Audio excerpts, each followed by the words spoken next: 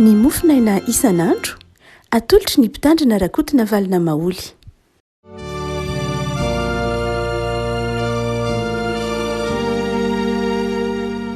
Falmeraba tsika ry havako tratra ity zoma fa 2010 ny volana febroary ity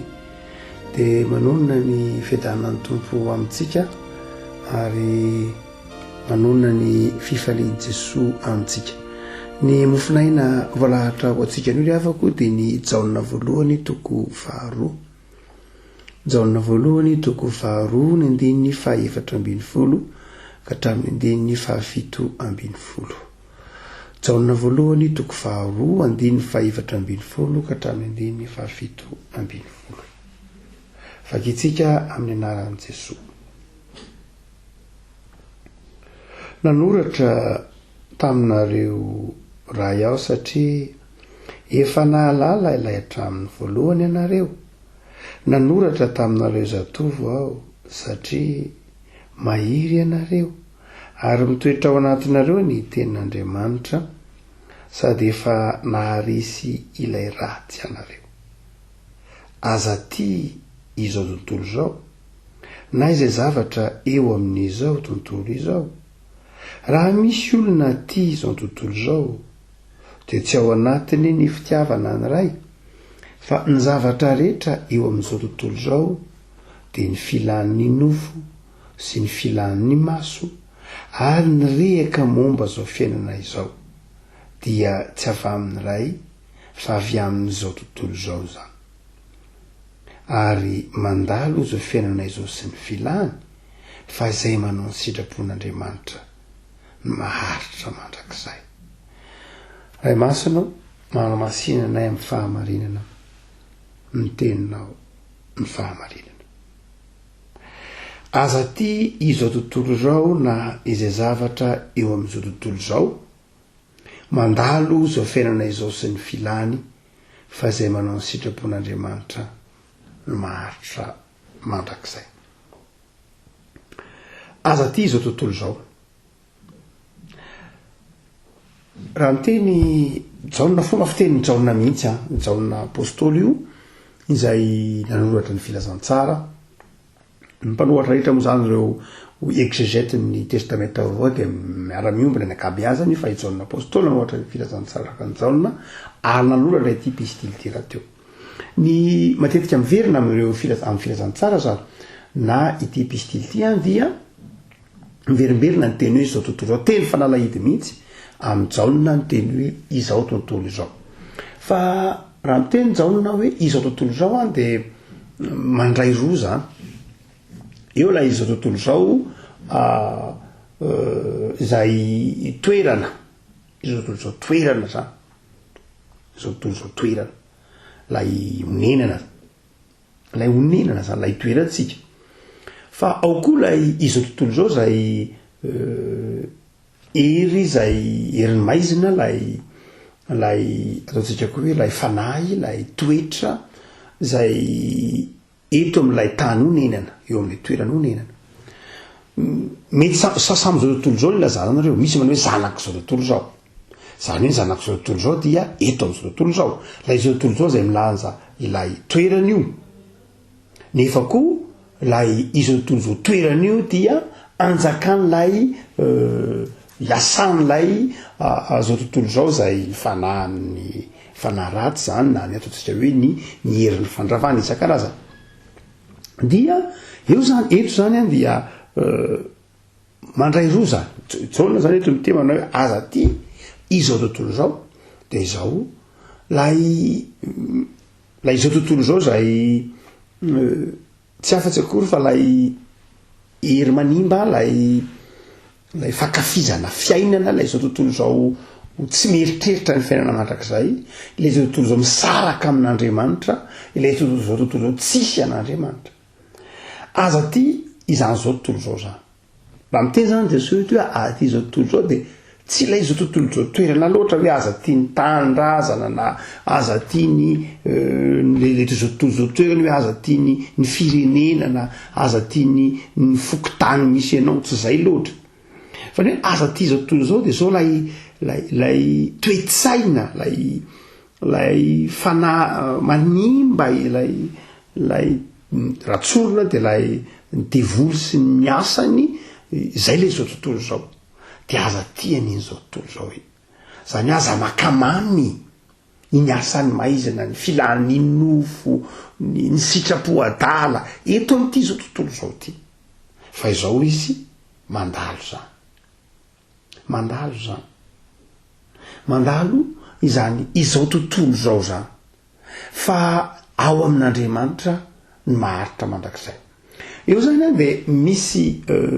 ataontsika hoe fampifanatrehan'ny jaona ny tsy maharitra de izao tontolo zao sy ny ao amin'Andriamanitra zay maharitra mandrakizay de zay mahatonga azy miteny hoe inona ny itiavanao zavatra tsy maharitra,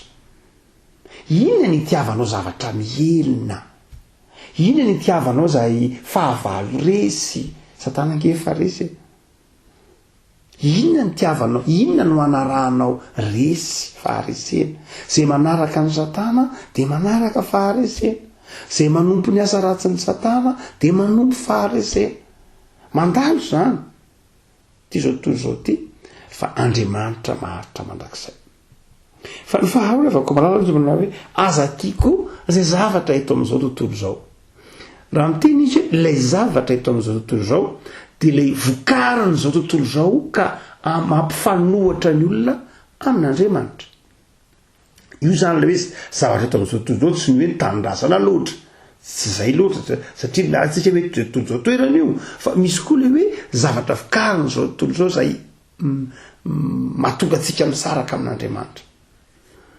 hotsika manao hoe ny olombelona de pahary manohy ny asa paharina nataon'Andriamanitra mazava eo Genesis 2:10 ary Andriamanitra de nametraka ny olona tao am'izao tontolo zao teto am'izay edena teto ambonin'ny tany mba hiasa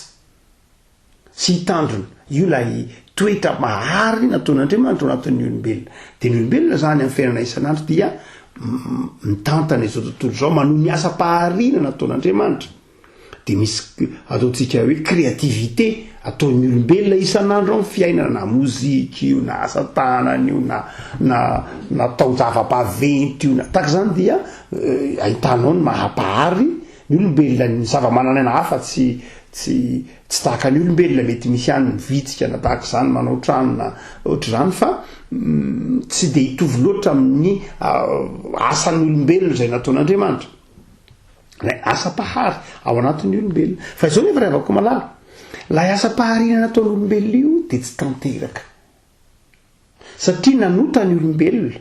dia raha mbola raha tsy nanota ny olombelona de ny asan'ny tanan'ny olombelona tsara avokoa raha tsy nanota mihitsy ny olombelona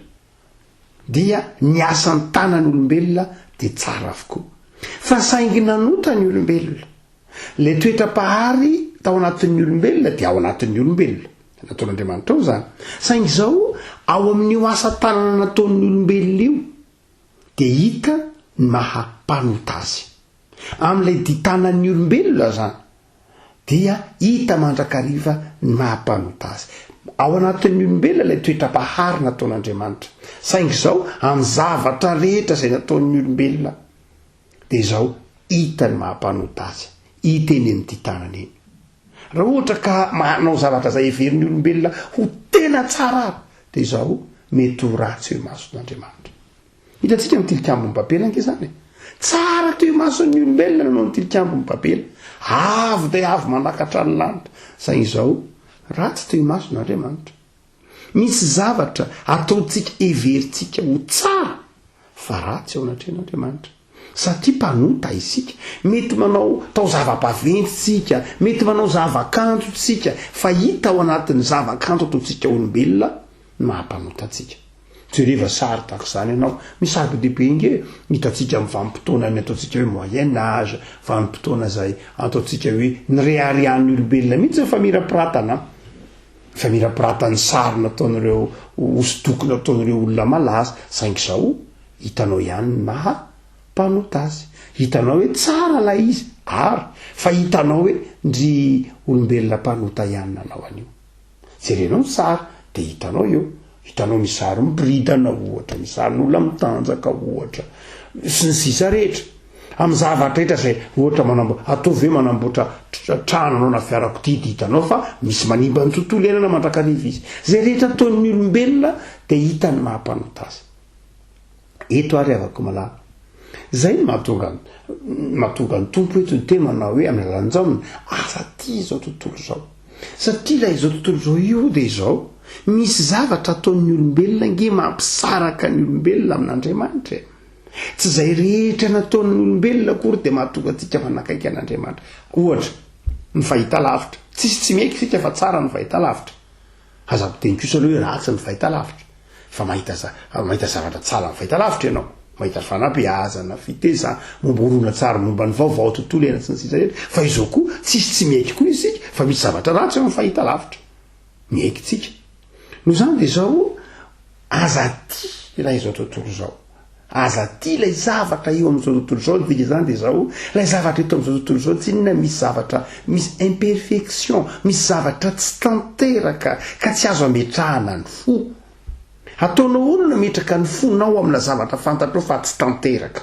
zavatra fantatrao fa misy zavatra tsy mety tsara ho aminy ataonao olona metraka ny fonao amin'izany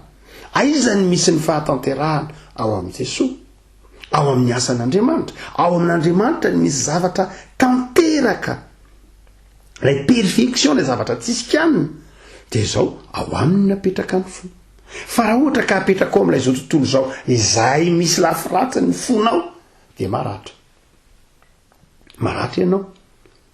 ataovy hoe misy zavatra zay iverinao ho tsara dia apetrao amin'iny ary ny fonao fa iny zavatra iverinao ho tsara iny asan'ny olombelona dia zao ny ray androany hipotra lay rafiny ratsy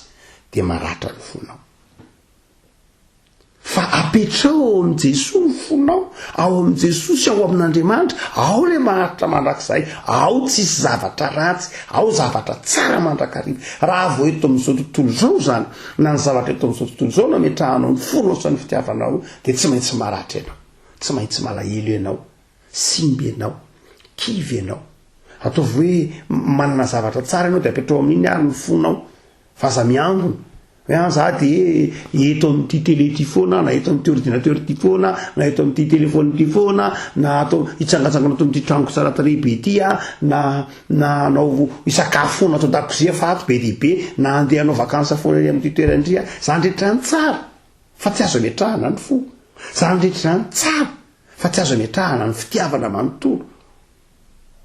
fa atao inona fotsiny zany tahaky ny zavatra rehetra dia fitaovana fiasana Andriamanitra angetsy ny teny manao hoe ampisiro zao tontolo zao fa izy manao hoe aza apetraka amin'izao tontolo zao aza kamamina aza atao eo amin'izao tontolo zao io ny fitiavanao zay ny dikan'le hoe tiavan'i Jehovah Andriamanitra ao amin'ny fonao rehetra amin'ny sainao rehetra amin'ny herinao rehetra amin'ny fanahinao rehetra zay ny dikany fa aza zaraina amin'ny zavatra ny fonao Andriamanitra tsy miteny aminao mihitsy aza ty zavatra aza manan-javatra tsy zany tsy miteny amin'izany mihitsy zao raha masina fa aza tompony zany aza metrahana ny fo zany aza petraka ao amin'ny vola na amin'ny asa tsy hoe tsy miasa ty asa tsika miezaka tsika miasa atao ina koa izy Andriamanitra miasa ataon'Andriamanitra ina koa izy olona ka izy moa ataon'Andriamanitra tsy akasitrahan'Andriamanitra ny akamona zay fotsiny Paul miteny zay tsy miasa izy okitsinana fitenitsika ny hoe ty asa fa izao raha fitenitsika zany tsy midika hoe ao akory ny fotsika dia hoe za zany dia tsy eritreritra fa tsy asa mihitsy fa adiniko ny fivavahana adiniko mamaky baiboly adiniko ny mandeha mamonjy ny fiaraha-mivavaka adiniko ny fitiavanamana adiniko ny fitiavakavana tsy zany dia avako malala fa izao ny mpanompon'Andriamanitra dia mametraka ny fony ao amin'ilay fahatanteran'Andriamanitra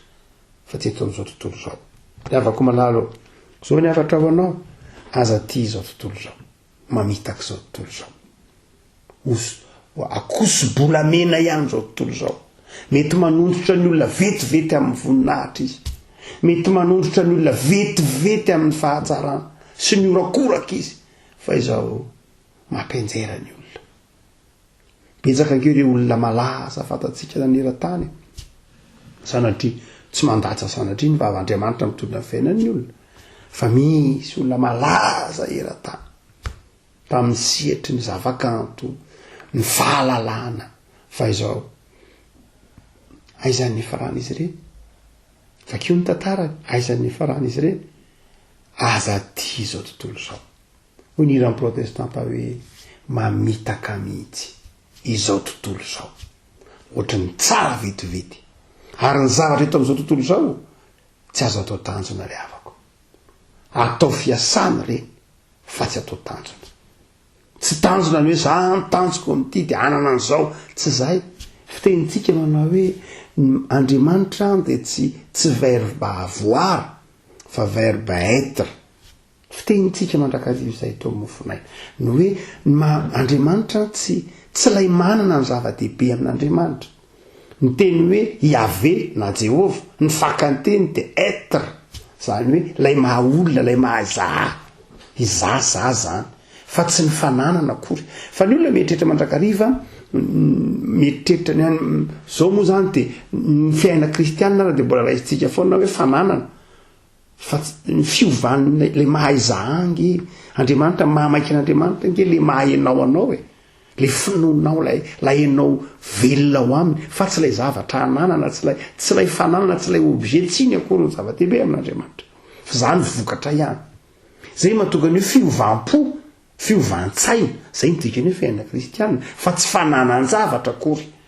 tsy manamaivana zay ananantsika zany mazava zany a tena